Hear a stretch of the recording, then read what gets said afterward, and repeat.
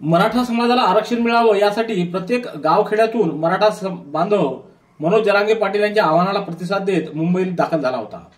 काही मराठे पदयात्रेत सामील झाले तर काही मराठे थेट मुंबईला रवाना झाले होते। जरांगे पाटलाच्या लढ्याला यश आल्यानंतर हे मराठा बांधव आपापल्या गावी पोहोचत आहेत। गावी पोहोचल्यावर त्यांचं अभूतपूर्व असं स्वागत गावकऱ्यांकडून करण्यात येत असल्याचं दिसून आलंय।